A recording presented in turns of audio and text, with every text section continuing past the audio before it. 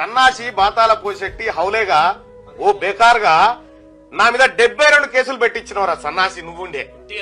నా మీద పెట్టించినావు, సురేష్ మీద పెట్టించినావు, రఘు మీద పెట్టించినావు. ఎవరి మీద పెట్టియలేను? కేసులు, దాడులు, బెదిరింపులు. ఎంత మందిని హింసలకు గురి చేసినావు? మొత్తం పోలీసు ఎవడన్నా వాట్సాప్ గ్రూప్ లో ఊరి గ్రూప్ లో పెడితే పోలీసు అయినా ఫోన్ చేస్తాడే. అప్పుడు టీఆర్ఎస్ పార్టీ ఉన్నప్పుడు ఒక సన్నాసి ఇప్పుడు నిరసన తెలుపుకోవడానికి హక్కు ఉందిరా నాయన. ఇవాళ నువ్వు ఈడ ఈ నిజంగా కాంగ్రెస్ పార్టీ అనుకుంటే నువ్వు కరీంనగర్ పోకముందుకే నీ పార్టీ కాలైపోయేది. మంచిగా కాంగ్రెస్ పార్టీ అనుకుంటే అంతే కదా. ఇప్పుడు వీళ్ళ అధికారం ఉన్న రోజు మొత్తం ఒక్క రోజున మేడిగడ్డకి ఎవరైనా పోనిచ్చారు? ఎవరిని పోనీయలే. మేడిగడ్డ అంటే అదొక ఇవాళ ఎవరైనా పోవచ్చు. అది ఏ దేశంలో ఉందనేది అంత అనుమానం వచ్చే.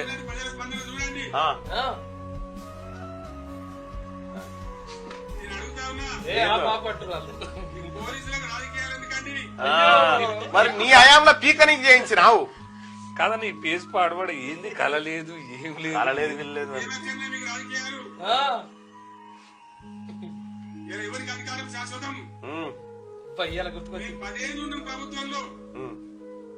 మామిడి కొన్ని కుక్కలు మురిగినా గానీ ఎవరి పాపాన్ని వాడిపోతున్నాం కానీ మేము దౌర్జన్యాలు చేయలే. ఆరి సన్నాసి నువ్వు ఏమన్నా అంటున్నావు అర్థమైంది. మేము దౌర్జన్యాలు చేయలేదట. క్యూ న్యూస్ ఆఫీస్ మొత్తం విధ్వంసం అయిపోయింది. దాడులు, హత్యాయత్నాలు, దోపిడీలు ఎన్నిరా మీరు చేసినాయి?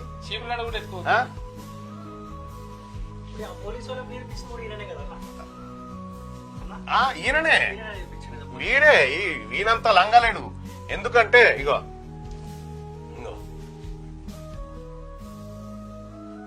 ఇగో ఆడికి మేడిగడ్డ కాడికి పోతా అంటే తీసుకుపోయి మాదేవ్పూర్ పోలీస్ స్టేషన్ లో కూర్చోబెట్టిరు. ఇగో ఈ కాదా ఈ కాదా ఈ జైలు ఈ కాదా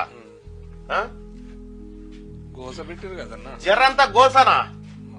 నేను ఆ రోజు రాష్ట్రంలో ప్రతిపక్షం కూడా అనుకోనే ఉంది, ప్రతిపక్షం కూడా నిద్రపోయే ఉంది.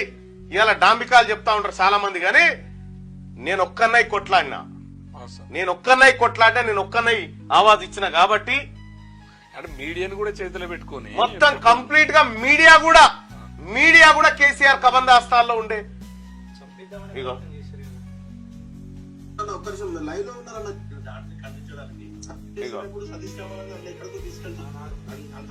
ఆ రోజు నువ్వు ఏమి చేయకపోతే వీళ్ళందరూ కొంత ఎత్తుకెత్తాల్సిన అవసరం వచ్చింది. ఒక్కనొగలి నీవు చెప్తా ఉన్న కేసీఆర్ నా బిడ్డల ఉసురు తగులుతుంది, నీకు నా బిడ్డల ఉసురు నీకు ఖచ్చితంగా తగులుతుంది. ఎందుకంటే అసలు నోటి మాటలు కూడా రానటువంటి పిల్లలు, చిన్న పిల్లలు.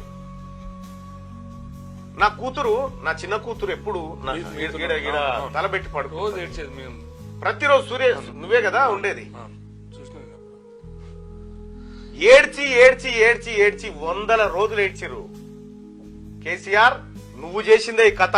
నువ్వు అనుకున్నావు అధికారం నాకు శాశ్వతంగా ఉంటది అనుకున్నావు, కానీ నిన్ను గద్దె దించి నిన్ను ప్రగతి భవన్లకెళ్ళి గొర్ర బయటికి గుంజుకొస్తామని చెప్పిన వచ్చినావు. ఎవ్వడేం చేయలేడని విర్రవీగినవు. ఆఖరికి ఆర్మూర్ పాండుగాడు తోటి సుపారీ ఇప్పించినవు తిన్మార్ మల్లన్నను చంపాలని. జైల్లో కూడా అదే ప్రయత్నం నీది. కానీ కేసీఆర్ ఒకటి గుర్తుపెట్టుకో, నువ్వు నీకంటే పెద్ద నియంతలు నీ గడ్డ చూసింది. నువ్వు చాలా చిన్నోడి వల్ల నీ అటువంటి బేకార్గాన్ని, నీ కుటుంబం అంతా లుచ్చ కుటుంబాన్ని ఇంకొకటి ఎవరిని ఈ తెలంగాణ గడ్డ భరించదు. ఇంకా నిన్న మాట్లాడుతున్న సిగ్గుందా? నేను మాట్లాడితే బాగుండదు, కానీ 2000 ఏదో సంవత్సరంలో ఇదే మే నెలలో 48 డిగ్రీల ఎండనట. 48 డిగ్రీల ఎండలా ఆడ మీటింగ్ పెట్టిండట. ఇదే సమయాన్ని అంటుండ్రు రాత్రిపూట ఏమన్నా నేను అబద్ధం అంటలేదు, అన్ని బడవాయి మాటలే మాని వాడు ఇంకా మారతలేడుగా. అన్ని బడవాయి మాటలు మాట్లాడుకుంటా ఏంలో ఉంది.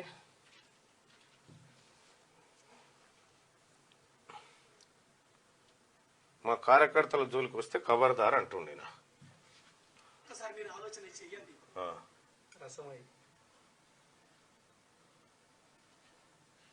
రాజకీయాలలో పరిణామాలు జరుగుతుంటాయి. మొన్న కూడా మోసపోయి జనం మోసపోయారని చెప్తున్నా, జనం మోసపోయారని చెప్పి మోసపోయింది నువ్వు, జనాన్ని నమ్మినావు, నువ్వు మోసపోయినావు. 100 రోజుల్లోనే ప్రజలు ఏం జరుగుతుందో మీకు తెలుసు. వేలేస్తాం, రైతుల చెప్పులు సరే బందోబస్తుంటాయి. ఇప్పుడు ఇన్న ముఖ్యమంత్రి ఇంత అసహనమా? ముఖ్యమంత్రి అంటే తెలంగాణ మాట్లాడదా? తెలంగాణ ఉద్యమంలో మాట్లాడి ముఖ్యమంత్రి పదవి ఉన్న వ్యక్తి మేము మానవ బాంబులం అయితే మనం మాట్లాడొచ్చునా? మాకు మాట్లాడరాదా? తిట్టారంటే తిట్లు తక్కువన్నాయా? ఇవాళ గీయాలకు మొదలు పెడితే రేపు గీయాల దగ్గర తిట్టచ్చు. నేను మాట్లాడినా, తెలంగాణ ఉద్యమంలో మాట్లాడినా, తెలంగాణ వ్యతిరేకించిన వాళ్ళను దద్దమ్మలు అన్నా. గంతెందుక సారు, ఈయనట ముఖ్యమంత్రిగా ఉన్నప్పుడు ఎవరిలో పల్లెత్తు ముఖ్యమంత్రి హోదాకు వన్నె తెచ్చినట గాని ఎవరిని తిట్టలేదట. కేంద్ర మంత్రిని రండా అని తిట్టే ఇగో ముఖ్యమంత్రి మాట్లాడవలసిన భాషనా ఈ పద్ధత? తెలంగాణ రాష్ట్రానికి సమాజానికి ఒక గౌరవమా?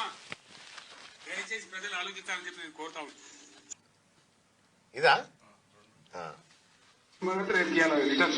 నాలిక వాడు మొదలు పెడితే మాకంటే బాగా ఎవడు మాట్లాడలేడు, మాకంటే బాగా ఎవడు వాడలేడు. హౌలా మాటలు మాట్లాడలేదు. ప్రిపేర్ అయ్యి రాలే, మరి పీకదందుకు వచ్చినావా? ఈ సన్నాసులకు తెలియదు.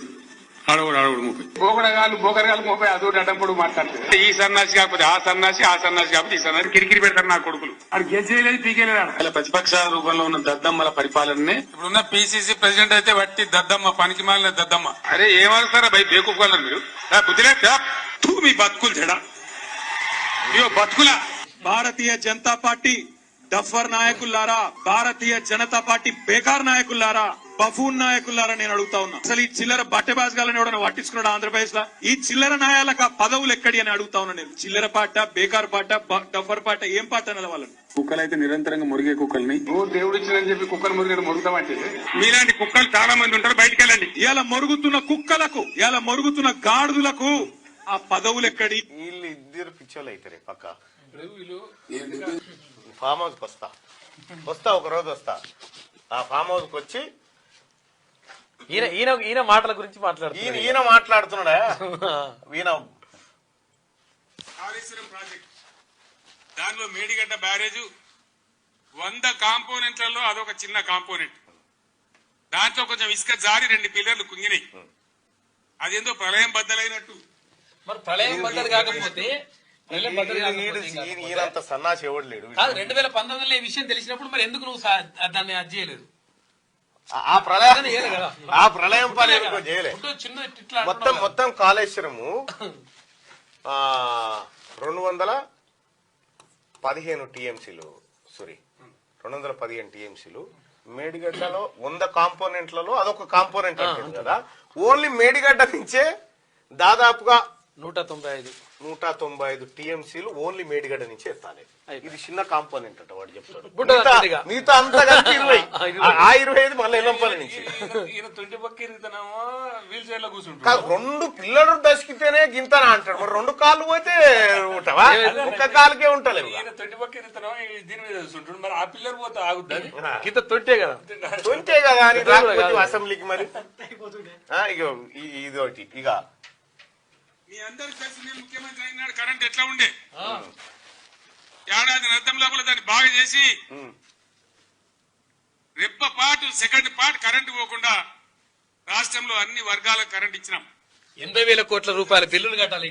ఈ సన్నాసి 80,000 కోట్ల రూపాయల బిల్లులు కట్టాలి. మీ అందరికి భోజనాలు ఎట్లా పెట్టినా అంటాడు. మరి ఈ కిరాణా షాప్ కాడ తెచ్చిన ఉద్దరేది సార్ అంటే అది నాకు చెప్పొద్దు. వేసినా కొడుకు వీడు.